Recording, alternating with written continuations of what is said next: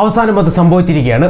അതെ, കാൾപേ അണ്ണന്റെ nothing phone 2A വരുന്നു. അപ്പോൾ ഇതിന്റെ ഒരു പ്രത്യേകത വെച്ചാൽ നത്തിങ് ഫോൺ 2ന്റെ എല്ലാ സ്പെസിഫിക്കേഷൻസ് ലീക്കായി, പ്രൈസ് ഉൾപ്പെടെ ലീക്കായി. ഇനി അതൊന്ന് പേരിന് ലോഞ്ച് ചെയ്താൽ മതി എന്ന് വേണേൽ വിചാരിക്കാം. പിന്നെ പ്രൈസ് ലീക്ക് എന്ന് പറയുന്ന സാധനവും റിയലും ചിലപ്പം മേക്ക് സെൻസ് ചെയ്യാറില്ല. ബട്ട് സ്റ്റിൽ സ്പെസിഫിക്കേഷൻ സെൻസ് ചെയ്യാറുള്ളതുകൊണ്ട് നമുക്ക് സ്പെസിഫിക്കേഷനിലേക്ക് കടക്കാം. അപ്പോൾ ഈ നത്തിങ് ഫോൺ 2A നോക്കുന്നവർ തീർച്ചയായിട്ടും ഈ ഒരു വീഡിയോ ഫുള്ള് കാണണം, കാരണം എന്നാലേ സ്പെസിഫിക്കേഷൻ നിങ്ങൾക്ക് മനസ്സിലാവുള്ളൂ. അപ്പോൾ സബ്സ്ക്രൈബ് ചെയ്യുക, ലൈക്ക് ചെയ്യുക, ഷെയർ ചെയ്യുക, എല്ലാം ചെയ്തേക്കുക.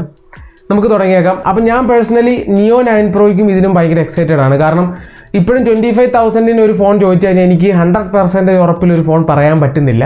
കുറച്ച് പ്രശ്നങ്ങളോടുകൂടെ വേറെ പല ഫോണും പറയാൻ പറ്റുന്നുണ്ട്, എന്നാലും ഒരു പ്യുവർ പെർഫെക്റ്റ് എന്ന രീതിയിൽ പറയാൻ പറ്റുന്നില്ല. Nothing phone 2A may be അത്യാവശ്യം നല്ലൊരു രീതിയിലേക്ക് വരാനുള്ള സാധ്യതയുണ്ട്. അറ്റ്ലീസ്റ്റ് അതിന്റെ സെൻസർ വെച്ചും അവരുടെ ഇത്ര നാളത്തെ ട്രാക്ക് റെക്കോർഡ് വെച്ച് കറക്റ്റ് പ്രൈസിൽ ക്യാമറയും കൂടെ കറക്റ്റായിട്ടൊന്ന് ഇമ്പ്രൂവ് ചെയ്ത് കഴിഞ്ഞാൽ ബെസ്റ്റ് ആയിരിക്കും. അപ്പൊ നമുക്ക് അതാണ് ഞാൻ പ്രതീക്ഷിക്കുന്നത്. എനിവേ ഡിസ്പ്ലേയിലേക്ക് നോക്കിക്കഴിഞ്ഞാൽ അറിയാലോ, 6.7 ഇഞ്ചിന്റെ ഒരു ആംബുലൻസ് ഡിസ്പ്ലേ ആയിരിക്കും. ഫുൾ HD+ റെസൊല്യൂഷനിലെ 120 Hz ആണ്. കൂടുതൽ സാധ്യത ബെസൽസ് കുറഞ്ഞുള്ള ആംബുലൻസ് ഡിസ്പ്ലേ വരാനായിരിക്കും. കുഴപ്പമില്ല. ഇനി അടുത്തായിട്ടുള്ളതാണ് ഏറ്റവും കോൺട്രവേഴ്സി ടോപ്പിക്.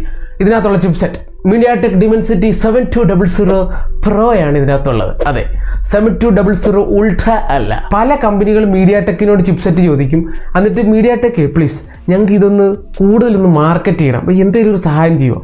മീഡിയാടെക് പറയും, ചെയ്യാലോ, നിങ്ങളൊരു കാര്യം ചെയ്യും, നിങ്ങൾ 7200 അങ്ങ് എടുത്തു, എന്നിട്ട് സൈഡിൽ Ultra Pro Max ഇങ്ങനെയൊക്കെ ആഡ് ചെയ്തിട്ട് നാട്ടുകാരെ പറ്റിച്ചു എന്ന് പറഞ്ഞ് കൊടുക്കും. അതായത് 7200ന്റെ കസ്റ്റമൈസ്ഡ് വെർഷൻ എന്ന രീതിയിലായിരിക്കും ഇത് മാർക്കറ്റ് ചെയ്യുന്നത്.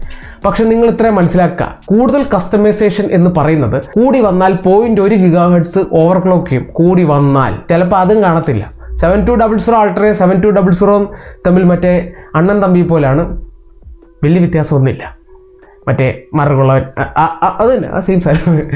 അപ്പോൾ എനിക്ക് അറിയില്ല, 7200 Pro ആണ്. ഇനി ഇതിനു ഏറ്റവും വലിയ കോമഡി, ഓൾറെഡി ടെക് ലീക്കേഴ്സ് എല്ലാം കൺഫേം ചെയ്ത് ട്വിറ്ററിൽ കിടന്ന് പറഞ്ഞുകൊണ്ടിരിക്കുകയാണ് 7200 Pro.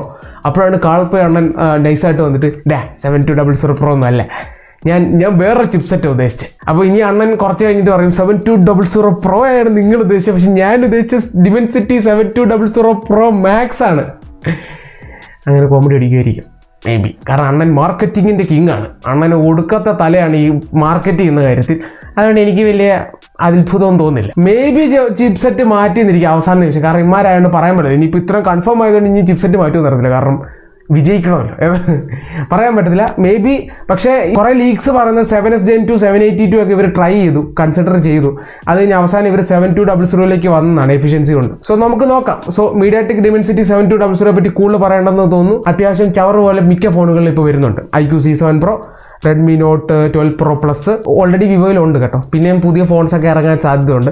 അങ്ങനെ കുറച്ച് കമ്പനികൾ ഇറക്കും. 7200 ഇസ് എ ഗുഡ് ചിപ്സെറ്റ്, അതിനകത്തൊന്നും പറയാനില്ല. ഇറ്റ്സ് എ ഗുഡ് ചിപ്സെറ്റ്, പക്ഷേ ഗെയിമിങ്ങിന് എക്സ്ട്രീം ഉള്ള ചിപ്സെറ്റ് അല്ല. ഈവൻ iQOO C9 Proയും വരുന്നുണ്ട്, അതും 7200 ആണെന്ന് എനിക്ക് തോന്നുന്നു. ചിപ്സെറ്റ് മാറിയിട്ടില്ല. അടുത്തായിട്ടുള്ള ക്യാമറ കാറ്റഗറിയാണ്. ഇവിടെ ആക്ച്വലി ഡൗൺ ഗ്രേഡ് ആണ്.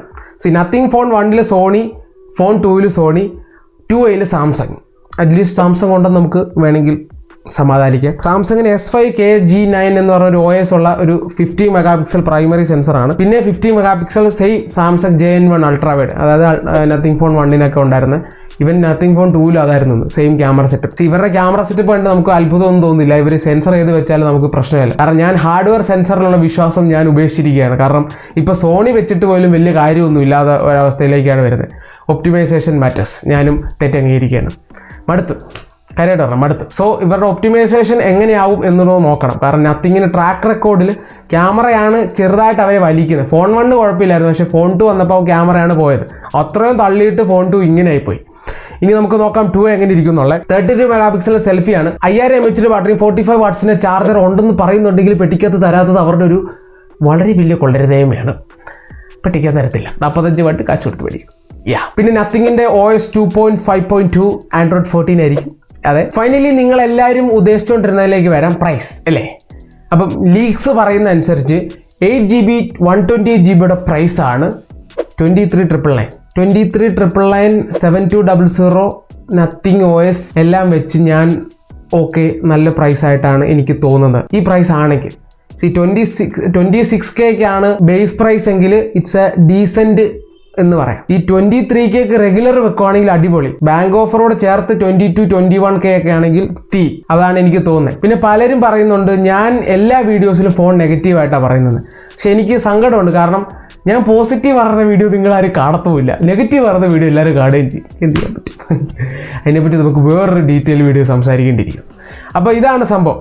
ഈ 23,999 ആണെങ്കിൽ നൈസായിരിക്കും. വിത്ത് ബാങ്ക് ഡിസ്കൗണ്ട് ആണോ എന്ന് അറിയത്തില്ല. വിത്ത് ബാങ്ക് ഡിസ്കൗണ്ട് അങ്ങനെ ആണെങ്കിൽ മടുപ്പാണ് 23,999. ഡീസൻറ്റ് അത്രേ ഉള്ളൂ. എന്നാൽ കുഴപ്പമില്ല, ഓവർ പ്രൈസ് ഞാൻ പറയുന്നില്ല. കാരണം 7200 ഈസ് ഗുഡ്. കാരണം ഇപ്പം IQ C7 Pro 23K, അപ്പം ഓഫ് കോഴ്സ് 24 എന്ന് പറഞ്ഞാൽ വലിയൊരു ഡിഫറൻസ് ആയിട്ട് പറയാൻ പറ്റുന്നില്ല. ഇനി ഈ ഒരു പ്രൈസ് അല്ല നല്ല രീതിയിൽ കയറ്റുവാണെങ്കിൽ അതിനനുസരിച്ച് പ്രശ്നം വരും. എനിവേ സംഭവം കൊള്ളാം. പിന്നെ റെൻഡറൊക്കെ വന്നിട്ടുണ്ട്, ഡിസൈൻ കൊള്ളാം. പക്ഷേ ഗ്ലിഫ് ലൈറ്റിംഗ് ഒന്നുമില്ല.